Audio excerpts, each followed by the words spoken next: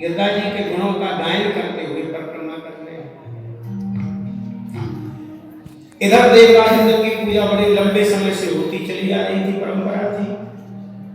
Sir दज के बैठे थे बेचारे इंद्र के, आज हमारा मंत्र बोलेगा हरि ओम इंद्रासन देवता बृहस्पति। भैया बैठे थे कथा सुना।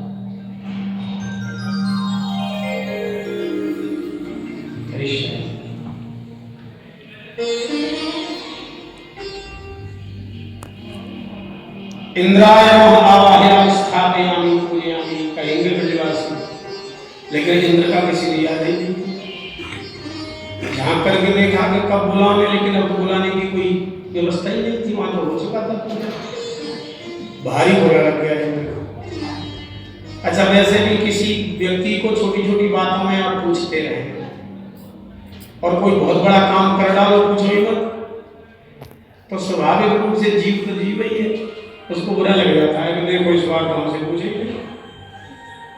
कई बार तो हमसे ही लोग कहते हैं, बोले महाराज जी हमें तो भूल गए यार। और मन में तो आता है कि भैया राम जी को याद करेंगे, तुम्हें याद करें, बताओ भूल गए हमें। देवराज इंद्र ने कहा कि देखो इन ब्रजवासियों के पास थोड़ी सी गाय पड़ गई, दूध दही घी माखन ऐसे ही हो रहा है, और ये सुंदर सा बालक जब से मिल में आया है सब इसी की बात मान गए। और आज तो इस बालक ने देवता की अवहेलना पर ही मन बना लिया,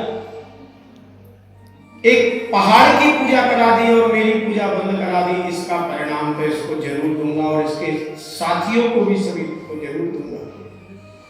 साम्प्रतक नाम के मेघों को आदेशित किया, इतनी जलधाराएं गिराओ ब्रज के ऊपर कि ब्रज खुद जाए और समुद्र में जाकर के मिल जाए, तो चींटी जीवित में रह जाए। भगवान ने देवराज इंद्र के पद पर नियुक्त किया है। नियुक्ति भगवान के ही द्वारा हुई है, और भगवान ने ये कानून बनाया है कि इतने इतने अधिकार देवराज इंद्र को है, और उसके अधिकार में इतने इतने देवता, इतने इतने लोग हैं। तो उसमें मेघ भी आते हैं बेचारे। तो भगवान ने मेघों को इंद्र के अधीन कर लिया, तो मेघों को तो मान नहीं था उनकी बात। मेघों को आदेशित किया, मेघ थोड़ी ही देर में काली काली घटाओं से ओढ़ घुमड़ करके ब्रज को घेर लिया। ठंडी हवाएं चलने लग गई। बाल बाल बोले लाला कन्हैया हमने पहले ही कही, इंद्र नाराज है, अब बताओ कहां करें। हम तो जैसे तैसे अपनी प्राण रक्षा कैसे भी करें, कहीं भी जाके करें, लेकिन इन गौया मैया को तो हमें देखा नहीं जा रहा है। ये थर थर कांप रही है बेचारी, और ये ठंडी हवाएं इनको व्याकुल कर रही हैं। इसलिए हे कन्हैया, हम तो आपके चरणों में ही उपस्थित हैं कि अत्यासाराति बातेन पसवो जात वेपना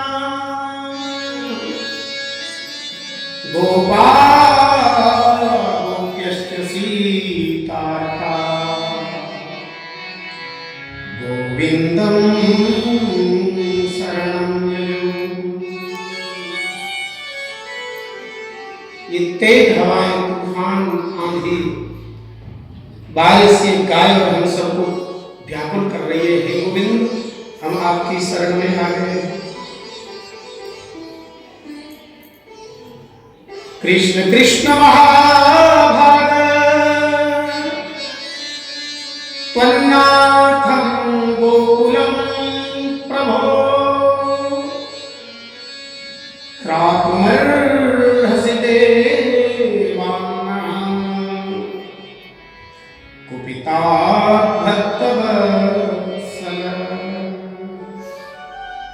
हे महाभाग श्री कृष्ण, त्वन्नाथं गोकुलं प्रभु, आप ब्रह्म हो, व्यापक हो, प्रभु हो, समर्थ हो और गोकुल के नाथ। माने आप जैसे नाथ के होते हुए हानि तो हो नहीं सकती, हमारा मन कह रहा है, ब्रजवासी कह रहे हैं। इस बार तो हमें प्रार्थना करनी पड़ रही है, पहले तो अनेक बार आपने बिना प्रार्थना के हमारे दुख दूर कर दिए। अगासुर बकासुर सब आए तो मारने के लिए, लेकिन कहाँ हमें प्रार्थना करनी पड़ी, अवसर ही नहीं आया, आपने पहले दुख दूर कर दिया। लेकिन आज गायों की पीड़ा दे करके श्याम सुंदर हम प्रार्थना कर रहे हैं, आप बचाओ। इतना सुनते ही तो हमारे आराध्य भगवान श्री कृष्ण ने कहा तुम बिल्कुल निश्चिंत हो जाओ, क्योंकि तस्मात् मच्छरणं गोष्ठं मन्नाथं मत्परिग्रहं गोपाय स्वात्मयोगेन सोऽयं मे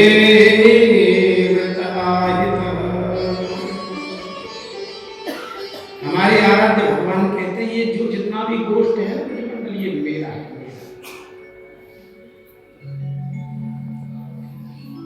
एक ब्रजवासी को नहीं, भगवान कहते हैं तस्मात् गोष्ठम मन्नाथम मत्परिग्रहं, ये संपूर्ण ब्रज मेरा है और मेरी ही संपत्ति है।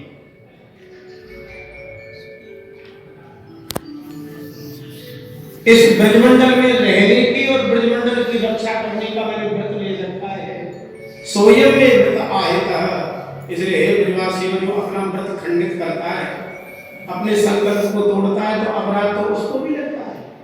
लोग कहते हैं तुमने तो अपना संकल्प भी ध्यान नहीं रखा, तो तुम प्रार्थना करो तो भी मुझे रक्षा करनी है, नहीं करो तो भी मुझे रक्षा करनी है, क्योंकि ये मेरा है, मेरी संपत्ति है और मैंने इसकी रक्षा का प्रण कर रखा है। इसलिए आप सबसे एक निवेदन करें, दीर्घकालिक इतिहास इस बात को प्रमाणित कर रहा है कि संपूर्ण ब्रजमंडल में सदा आनंद ही रहा। हमारे पूज्य खाचों वाले महाराज जी बताते थे कि अंग्रेजी शासन में एक बार भयंकर अकाल हुआ, भयंकर, पूरे भारत में ही बड़ा प्राय होता है, लेकिन अन्न के दाने दाने के लिए लोग तरसने लग गए थे। पूरे भारत में हाहाकार मच गया था। लेकिन महाराज जी बोले उस समय वृंदावन में उस साल सबसे ज्यादा भंडारे गए। बड़े बड़े राजा महाराजा लोग भगवान की चरणों में आते, शरण में आते, प्रार्थना करते। यहाँ पूजा भी भगवान की होती तो पूजा हो तो 2 4 10 20 संतों का प्रसाद होने को होना। बोले पूरी दुनिया में अकाल पड़ा था और ब्रज में चकाचक खीर मालपुआ उस समय भी घट रहा। तो हमारे ठाकुर जी का ये व्रत है, मन्नाथं मत्परिग्रहं। भगवान ने कहा ब्रजवासियों तुम बिल्कुल निश्चिंत हो जाओ और श्रद्धा पूर्वक गिरिराज जी की शरण में आ जाओ। तू एक बार आ जा गिरिराज की शरण, तू एक बार आ जा गिरिराज की शरण। आनंद लुट रहा है गिरिराज की शरण। ब्रजवासियों बिल्कुल निश्चिंत हो जाओ, क्योंकि जिन गिरिराज जी का पूजन किया है वही संपूर्ण संकटों को दूर करेंगे। कि तेरे सब संकट मिट जाए, मिट जाए। तू पूजा करे गोवर्धन की, तेरे सब संकट मिट जाए, मिट जाए। तू पूजा करे गोवर्धन की, तेरे सब संकट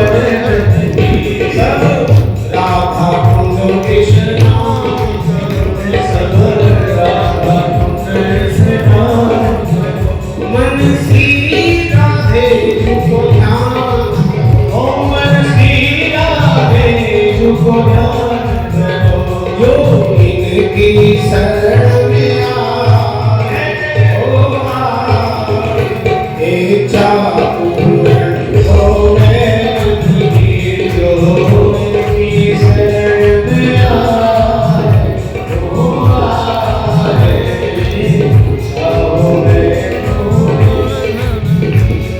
सभी लोग निश्चित होकर के गिरिराज जी की शरण में आ जाओ।